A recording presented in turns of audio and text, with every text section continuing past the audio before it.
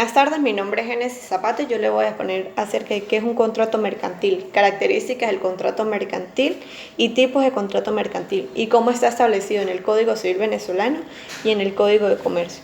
Cuando hablamos del contrato mercantil, cabe destacar que el autor Merlis Orsina en 1193 establece que un contrato mercantil es de carácter comercial, se da entre dos o más personas, obteniendo de esta manera derechos y obligaciones. Para que un contrato sea mercantil debe verse sobre las bases del comercio. Por ende, también existen diferentes características. Una de ellas es que hay que tener en cuenta que a la hora de un contrato existen diferentes regulaciones, ya sea en el ámbito civil o en el ámbito mercantil, como por ejemplo una compra y venta. También para que un contrato sea privado debe darse sobre particulares. Ya cuando entra un organismo público, el contrato pasa a ser público y no mercantil.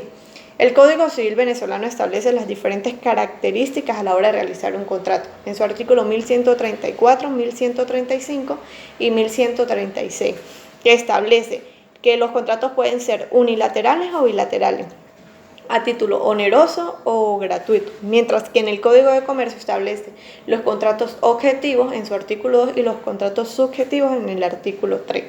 Cabe destacar de esta manera también los tipos de contratos que existen.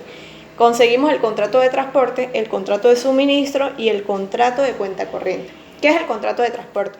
El contrato de transporte es la obligación que tiene una persona para con la otra, a cambio de un dinero para que lo sea llevado a un lugar determinado, como por ejemplo, las líneas de mototaxis a domicilio. Cuando hablamos del contrato de suministro, es la obligación que tiene el patrono con el trabajador de suministrarle una cierta cantidad de materiales para que esta persona le entregue una obra terminada. Y cuando hablamos del contrato de cuenta corriente, aquí caben destacar dos características importantes, que es a descubierto y provisión. A descubierto es cuando el banco proporciona un dinero a la persona, ya sea por medio de créditos o fideicomisos.